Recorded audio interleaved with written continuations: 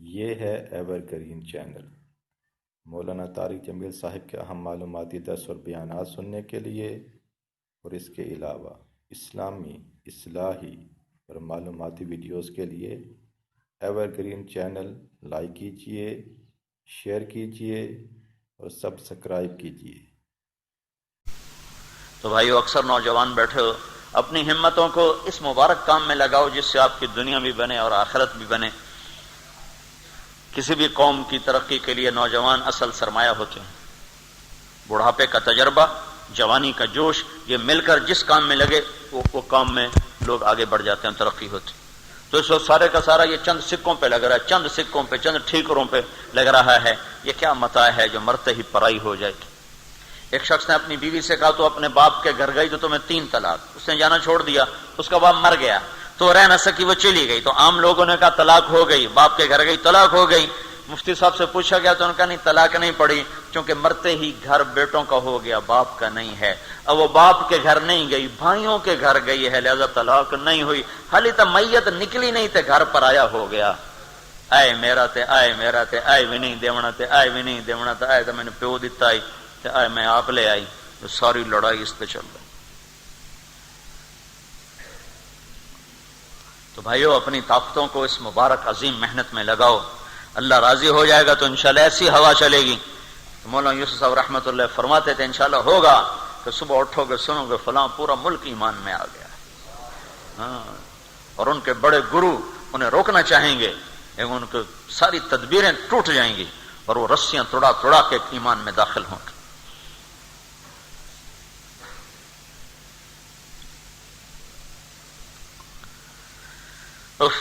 ایک دفعہ ایک بوڑھا میواتی مولانا الیاس صاحب کے زمانے کا، وہ میرے ساتھ تھا جماعت میں۔ میں نے کہا میاں جی کوئی حضرت کی بات تو سنا، تو وہ رونے لگا۔ کہنے لگا مولوی صاحب کیا پوچھتے ہو، جو جو مولوی الیاس کہہ گیا تھا ہم نے اپنی آنکھوں سے دیکھ لیا ہے، جو جو مولوی الیاس کہہ گیا تھا ہم نے اپنی آنکھوں سے دیکھ لیا ہے۔ یہ میں آپ کو بتا رہا ہوں بات 1984 کی، 1984 کی۔ جو جو مولوی الیاس کہہ گیا تھا ہم نے اپنی آنکھوں سے دیکھ لیا ہے۔ ایک بات رہ گئی ہے، تو کہے تو وہ بھی بتا دوں؟ کہ بتا دے کہ مولوی الیاس کہے تھا روس بھی ٹوٹ جائے گا، امریکہ بھی ٹوٹ جائے گا۔ پتہ نہیں وہ میاں جی زندہ ہے کہ مر گیا۔ ایک کو اللہ نے توڑ دیا، دوسرے کو آخری سانسوں پہ پہنچا دیا۔ یہ رب کا نظام ہے کہ طاقت کا محور بدلتا رہتا ہے۔ ہمیشہ ہر قوم کو عروج نہیں ملا، ہر قوم ہمیشہ پستی میں نہیں رہی۔ یہ عروج و زوال کی افسانے اللہ بدلتا رہا ہے۔ تلک الایام نداولها بین الناس۔ تو یہ اللہ نے اتنا عظیم کام ہمیں اس دیش میں دے دیا، اس مٹی میں دے دیا۔ 200 سے زیادہ جماعتیں پیدل 1 سال کے لیے چل رہی ملک کے اندر۔ شاید پاکستان کا کوئی گھر باقی نہ بچا ہو جہاں اللہ کی آواز نہ پہنچی۔ تو آپ سے بھی گزارش ہے، یہ کوئی سیاسی جماعت نہیں، یہ کوئی فرقہ واریت نہیں، یہ دین کی صاف ستھری خوبصورت محنت ہے، یہ دین کی محنت ہے جس نے امت کو جوڑا ہے۔ ایک اہل حدیث مسلک کے عالم میرے پاس آئے، کہنے لگے کیا بات ہے مجمع تم لوگوں کے پیچھے ہمارے پیچھے نہیں ہے۔ میں نے کہا آپ لوگ صرف مسلک کی تبلیغ کرتے ہو اور تبلیغ والے دین کی تبلیغ کرتے ہیں۔ آپ کے ساتھ وہی آئے گا جو اس مسلک کا چلنے والا ہے، باقی آپ کے قریب نہیں آئے گا۔ اور تبلیغ مولانا الیاس نے دین کی دعوت سکھائی، اور دین ایسی چیز ہے جس نے امت کے ہر طبقے کو پکڑ لیا اور جکڑ لیا۔ جو دین کی دعوت دے گا اللہ اس کے ساتھ لوگوں کو کھڑا کر دے گا۔ تو میرے عزیزوں، میرے بھائیوں، اس مبارک محنت کو اپنی محنت بناؤ، اس کے لیے اپنے نام پیش کرو، پچھلی پر توبہ کرو کہ اللہ کو توبہ بڑی پسند ہے، اور آج وقت بھی توبہ کرنے کا ہے کہ ہم کم از کم اللہ سے صلح تو کر لیں۔ ٹھیک ہے نا بھائی؟ توبہ کی نیت تو کرتے ہو نا بھائی؟ تو کہو یا اللہ میری توبہ، پھر کہو یا اللہ میری توبہ، پھر کہو یا اللہ میری توبہ۔ انشاءاللہ اگر پکی ہے تو آپ کے سب معاف ہو گئے۔ اب بولو پانی بولو بھائی۔ ایک آخری بات میں نے آپ سے عرض کرنی تھی کہ یہ جو سب سے زیادہ ابن القیم رحمۃ اللہ علیہ نے لکھا ہے کہ 2 گناہ ایسے ہیں جو آدمی مرتے دم تک کرتا رہتا ہے۔ ہر گناہ کے کرنے کی ایک عمر ہوتی ہے، اس کے بعد یا آدمی اس کے قابل ہی نہیں رہتا ہے یا ہمتیں پست ہو جاتی ہیں. لیکن 2 گناہ ایسے ہیں جو مرتے دم تک کوئی کرنا چاہے تو وہ کرتا چلا جاتا ہے. ایک نظر کا غلط استعمال، ایک زبان کا غلط استعمال. اس کی نہ کوئی عمر کی حد ہے اور نہ کوئی وقت کی حد ہے. یہ ہر وقت یہ گناہ انسان کرنے والا کرتا ہے اور ہر وقت اس میں مبتلا رہنے والا مبتلا رہتا ہے. اور سب سے زیادہ جہنم میں جانے والا طبقہ وہ ہوگا جس کی زبان کا استعمال غلط ہو.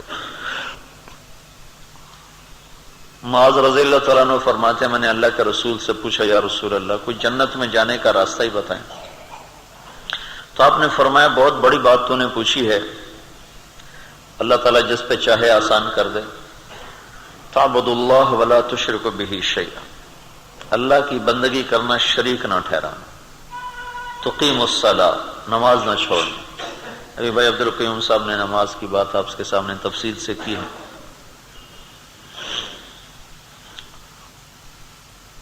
حقوق اللہ میں سب سے پہلا حساب نماز کا ہے، اور حقوق العباد میں سب سے پہلا حساب قاتل اور مقتول کا ہے.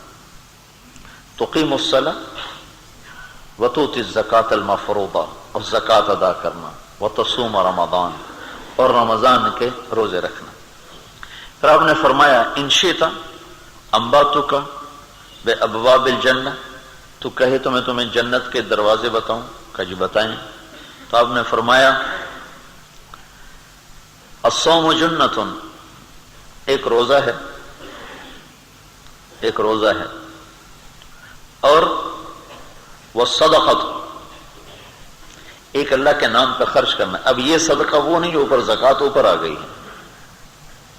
اب یہاں زکوٰۃ سے علاوہ خرچ کرنے کو جنت کا دروازہ بتایا جا رہا ہے. وقیام الرجل فی جوف اللیل ابتغاء وجہہ، اور کسی شخص کا رات کو اندھیرے میں اٹھ کے اللہ کے سامنے سر جھکانا، یہ جنت کے دروازوں تک پہنچانے والا عمل ہے. پھر آپ نے فرمایا ان شئت انبأتک براس الامر وعمودہ وذروۃ سنامہ، اگر تو کہے تو میں تمہیں جڑ کی چیز اور سرے کی چیز اور جس پر وہ قائم ہے وہ بتا دوں؟ کہ جی بتائیں. تو آپ نے فرمایا جڑ تو اسلام ہے جس سے انسان بنتا ہے، اور اس کی کمر جس سے وہ سیدھا ہوتا ہے وہ نماز ہے، اور اس کے سرے کی چیز وہ اللہ کے راستے کا جہاد ہے. یہ بہت لمبی حدیث ہے جو آ رہی ہے. اب سنو، پھر آپ نے کہا ان شئت انبأتک بملاک الامر کلہ، معاذ اگر تو کہے تو میں تمہیں سارے دین کا خلاصہ بتاؤں، یہ کہنا ہے. لیکن اس کے لیے لفظ آپ نے استعمال کیا معاذ اگر تو کہے تو میں تمہیں سارے دین کا بادشاہ بتاؤں. ملاک معاذ اگر تو کہے تو میں تمہیں سارے دین کا بادشاہ بتاؤں. کیا مطلب؟ کہ بادشاہ تیرا تو ملک تیرا، بادشاہ تیرا تو رعایا تیری. یہاں کیا مطلب ہے؟ کہ اگر تو اس کام کو کر لے تو سارا دین تیرے قابو میں آ جائے. اگر تو اس عمل کو پکڑ لے تو پورا دین تیرے ہاتھ میں آ جائے گا. تو میں نے کہا اجل یا رسول اللہ، میں نے کہا یا رسول اللہ ضرور بتائیں. تو آپ بولے نہیں. فأہوى بإصبعیہ الی لسانہ، تو آپ نے اپنے انگوٹھے اور انگلی سے زبان نکال کے یوں پکڑا. دیکھ رہے ہیں ایسے پکڑا. یہ اس طرح تو سمجھایا جاتا ہے جیسے چھوٹا بچہ. اور معاذ بن جبل کون آدمی ہیں جن کو یوں سمجھا رہے ہیں جیسے معصوم بچہ ہوتا ہے؟ معاذ بن جبل وہ شخص ہیں جن کو 1.25 لاکھ صحابہ میں یہ واحد آدمی ہے جس کو اللہ کے نبی نے کہا معاذ میں تم سے پیار کرتا ہوں. یہ واحد آدمی. اور یہ وہ شخص ہیں جن کے بارے میں اللہ کے نبی نے کہا قیامت کے دن میری امت کے علماء کا جھنڈا معاذ کے ہاتھ میں ہوگا. اور یہ واحد شخص ہیں جن کو الوداع کہنے کے لیے آپ نے 7 میل سفر کیا. ہم کسی کو الوداع کہتے ہیں نا تو گھر کے دروازے تک یا اس کی گاڑی تک یا گیٹ تک اتنا ہی ہوتا ہے. یہی اللہ کے نبی کا طریقہ تھا. اب روانہ کرتے تھے وفود کو، لشکروں کو، 1 کو 2 کو دروازے تک. لیکن معاذ بن جبل کو آپ نے یمن روانہ کیا تو ان کو چھوڑتے چھوڑتے 7 میل ان کے ساتھ پیدل چلتے چلے آئے. یہ محبت. اور پھر وہاں بڑی عجیب بات کہی کہ معاذ یہ تیری میری آخری ملاقات ہے، اب جب تو آئے گا نا تو میری قبر کو دیکھے گا، مجھے نہیں دیکھے گا. تو معاذ رضی اللہ تعالیٰ عنہ بہت روئے. تو اللہ کے نبی بھی ان کو دیکھ کے رونے لگے. پھر آپ نے کہا معاذ ان اول الناس بی المتقون من کانوا وحیث کانوا، یہ جسم کی جدائی کا غم نہ کر، میرے قریب وہی ہوگا اگلے جہان میں جو تقوی والا ہوگا. تو یہ معاذ کی شخصیت میں نے آپ کو بتائی. ان کو آپ نے ایسے سمجھایا جیسے بچے کو سمجھایا جاتا، جسے پکڑ کے رکھے ہیں. تو انہوں نے کہا یا رسول اللہ یہ زبان کے بول پر بھی پکڑے جائیں گے؟ کہ ثقلت کا امک یا ابن جبل، جبل کے بیٹے تیری ماں تجھے روئے. یعنی جبل کے بیٹے تو بہت سمجھدار ہے، تو کیسی بات کر رہا ہے. وَهَلْ يَكُبُّ النَّاسَ فِي نَارِ جَهَنَّمَ إِلَّا حَصَائِدُ أَلْسِنَتِهِمْ. تجھے پتا ہے سب سے زیادہ جہنم میں دھکا دینے والا عمل یہ زبان کا غلط استعمال ہے. سب سے زیادہ جہنم میں گرانے والا عمل اس کا غلط استعمال ہے. تو میرے بھائیو اس پر تالا لگا کے رکھو. اللہ کی بخیل سے نہیں بنتی، بالکل نہیں بنتی. چاہے وہ ایک ٹانگ پہ کھڑے ہو کے بندگی کرتا ہو، اللہ اتنا تو کرے گا جنت دے دے گا، یاری نہیں لگاتا، یاری سخی سے لگاتا ہے. لیکن ایک بخیل اللہ سے بہت قریب ہے، جو بولنے میں بخیل ہو وہ اللہ کا بہت قریب ترین ہو جاتا. بولو ضرورت کا، بولو اپنی زندگی کے امور کے بارے میں، بولو اپنی آخرت کے بارے میں، بولو اچھائی کے بارے میں. ہنسی مذاق کا بولو، اس کو منع نہیں. اللہ کے نبی کے سامنے ہنسی مذاق کی باتیں ہوتی تھی، آپ خود بھی ہنستے تھے اور صحابہ میں بھی ہنسی مذاق چلتا تھا. ایک شخص نے پوچھا عبداللہ بن مسعود سے، صحابہ ہنستے تھے؟ کہا ہنستے تو تھے لیکن ان کے دلوں میں ایمان پہاڑوں سے زیادہ تھا.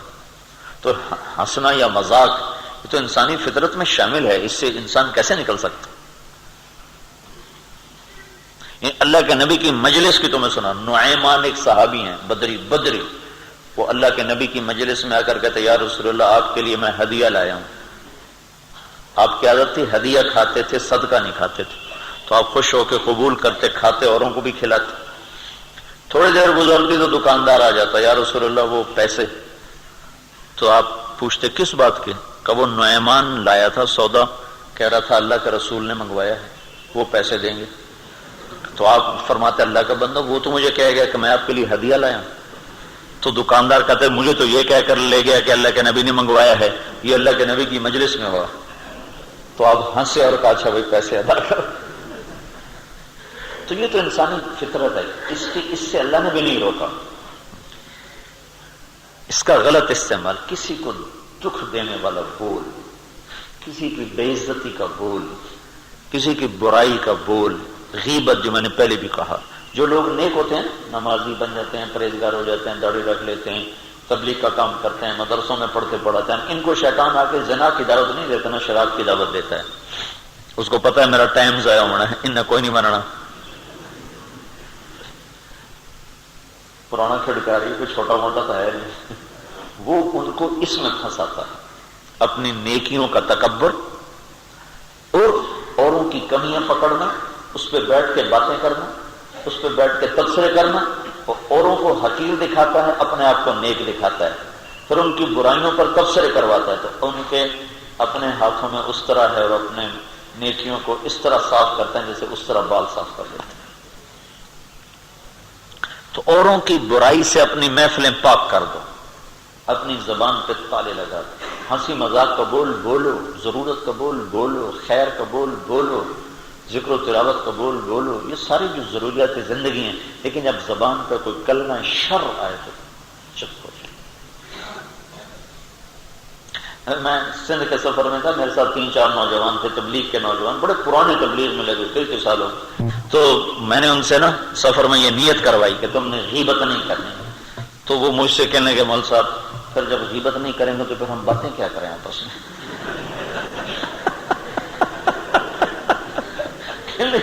پھر ہم کیا باتیں کریں.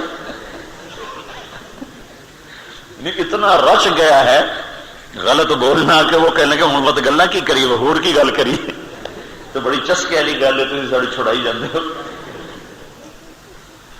تو یہ بڑی اہم چیز ہے. میں آپ سے آخر میں عرض کرنا چاہتا ہوں کہ ایک آنکھ پہ قابو رکھیں، ایک زبان پہ قابو رکھیں. یہ دو چیزیں جس کے قابو میں آ گئی اس کا سارا دین سلامت، سارا دین. جو ان دو چیزوں میں بے پرواہی کرے گا نا اس کے دین میں سوراخ ہو جائے، داغدار ہو جائے. ممکن ہے کل کو خالی ہاتھ کھڑا ہاتھ پلے کر. ایک تو ہمارے پاس نیکیاں تھوڑی ہیں، اوپر سے ہم زبان اور نظر کے غلط استعمال سے ویسے اس کو اپنے ہاتھوں اپنے گھر کو آگ لگا دیں تو کتنی بڑی نادانی کی بات. تو بھائی اس کی بھی سارے دوست نیت کریں کہ اس زبان سے نہ جھوٹ نکلے، نہ گالی نکلے، نہ غیبت نکلے. میں نے ایک جگہ بیان کیا تو ہمارے ذمہ دار وہ بڑے متاثر ہو گئے. اب وہ جا کے بیوی کو کہہ رہے ہیں گل سن ہوں میرے نال چنگیاں چنگیاں گلاں کری، میں نے کاوڑ نہ چڑھا نہیں تو میرے منہ چوں گال نکل جانا.